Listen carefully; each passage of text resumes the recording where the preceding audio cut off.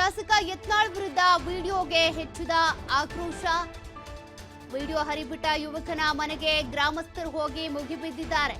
ಕೊನೆಗೂ ಯುವಕ ಕ್ಷಮೆ ಕೇಳಿದ್ದಾನೆ. ಉದ್ವಿಗ್ನ ಪರಿಸ್ಥಿತಿ ನಿರ್ಮಾಣವಾದ ಬೆನ್ನಲ್ಲೇ ಕ್ಷಮೆ ಕೇಳಿದಂತ ಯುವಕ ಹುಸೇನಿ ವಿಡಿಯೋ ಮಾಡುವ ಭರದಲ್ಲಿ ಮಾತನಾಡ್ಬಿಟ್ಟಿದ್ದೀನಿ.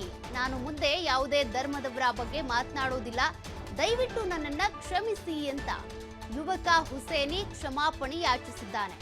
ಸದ್ಯ ಗ್ರಾಮದಲ್ಲಿ ಬೀಡು ಬಿಟ್ಟಿರುವಂತಹ ಕನಕಗಿರಿ ಪೊಲೀಸರು ಮತ್ತೆ ಯಾವುದೇ ಅಹಿತಕರ ಘಟನೆಗಳು ಜರುಗದೇ ಇರಲಿ ಅಂತ ಪೊಲೀಸರು ಈಗ ಭದ್ರತೆಯನ್ನ ಕೊಟ್ಟಿದ್ದಾರೆ. ಶಾಸಕ ಯತ್ನಾಳ್ ವಿರುದ್ಧ ವಿಡಿಯೋ ಮಾಡಿದ್ದಂತ ಯುವಕ ಈಗ ಕ್ಷಮೆ ಯಾಚಿಸಿದ್ದಾನೆ. ಮುಂದೆ ಯಾವುದೇ ಧರ್ಮದ ಬಗ್ಗೆ ಕೂಡ ನಾನು ಕೆಟ್ಟದಾಗಿ ಮಾತನಾಡೋದಿಲ್ಲ, ವಿಡಿಯೋ ಮಾಡುವಾಗ ಮಾತಿನ ಭರದಲ್ಲಿ ಆ ರೀತಿ ಮಾತನಾಡ್ಬಿಟ್ಟಿದ್ದೇನೆ, ಕ್ಷಮಿಸಿ ಅಂತ ಕ್ಷಮೆ ಯಾಚಿಸಿದ್ದಾನೆ. ಬಟ್ ಪೊಲೀಸರು, ಕನಕಗಿರಿ ಠಾಣೆಯ ಪೊಲೀಸರು ಈಗಲೂ ಕೂಡ ಅಲ್ಲಿ ಭದ್ರತೆ ಕೊಟ್ಟಿದ್ದಾರೆ. ಗ್ರಾಮದಲ್ಲಿ ಕೋಮುಗಳ ನಡುವೆ ಯಾವುದೇ ರೀತಿಯಾಗಿ ಗಲಭೆ ಆಗದೆ ಇರಲಿ ಅನ್ನುವಂತ ಕಾರಣ.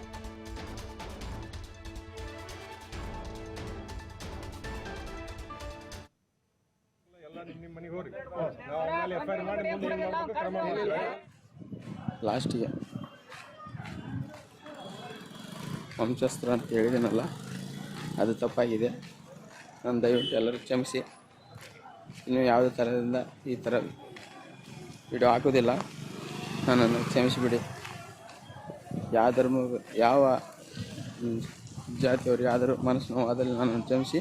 ಇದೊಮ್ಮೆ ನಿಮ್ಮ ಸೋದರನೆಂದು ಕ್ಷಮಿಸಿ, ನಿಮ್ಮ ಹೊಟ್ಟೆ ಒಳಗೆ ಹಾಕಿ ನೋಡಿ. ಇಷ್ಟು ಹೇಳಿ ನನ್ನ 2 ಮಾತು ಮುಗಿಸ್ತೀನಿ. ಇದೊಮ್ಮೆ ನಾನು ಕ್ಷಮಿಸ್ಬಿಟ್ಟು ಪುಣ್ಯ ಬರುತ್ತಾ. ಎಲ್ಲರಿಗೂ ನಮಸ್ಕಾರ. ನಾ ಮಾತಾಡೋ ಬರೋದಲ್ಲಿ ಲಾಸ್ಟಿಗೆ ವಂಶಸ್ತ್ರ ಅಂತ ಹೇಳಿದ್ದೀನಲ್ಲ, ಅದು ತಪ್ಪಾಗಿದೆ. ನಾನು ದಯವಿಟ್ಟು ಎಲ್ಲರೂ ಕ್ಷಮಿಸಿ. ಇನ್ನು ಯಾವುದೇ ಥರದಿಂದ ಈ ಥರ ವಿಡಿಯೋ ಹಾಕೋದಿಲ್ಲ, ನನ್ನನ್ನು ಕ್ಷಮಿಸಿಬಿಡಿ. ಯಾವ ಧರ್ಮ, ಯಾವ ಜಾತಿಯವರು ಯಾವ್ದಾದ್ರು ಮನಸ್ಸು ನೋವಾದಲ್ಲಿ ನನ್ನನ್ನು ಕ್ಷಮಿಸಿ.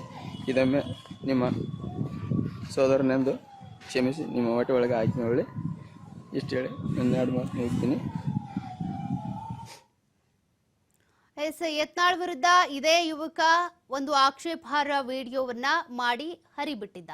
ಈಗ ಅದೇ ವಿಡಿಯೋಗೆ ಸಂಬಂಧಪಟ್ಟಂತೆ ಯುವಕ ಹುಸೇನಿ ಕ್ಷಮೆ ಯಾಚಿಸಿರೋದು. ಮುಂದೆ ಯಾವುದೇ ಧರ್ಮಗಳ ಬಗ್ಗೆ ನಾನು ಕೆಟ್ಟದಾಗಿ ಮಾತನಾಡೋದಿಲ್ಲ, ಮಾತಿನ ಭರದಲ್ಲಿ ತಪ್ಪಾಗ್ಬಿಟ್ಟಿದೆ, ನನ್ನನ್ನ ಕ್ಷಮಿಸಿ ಅಂತ ಕ್ಷಮೆ ಯಾಚಿಸಿದ್ದಾನೆ.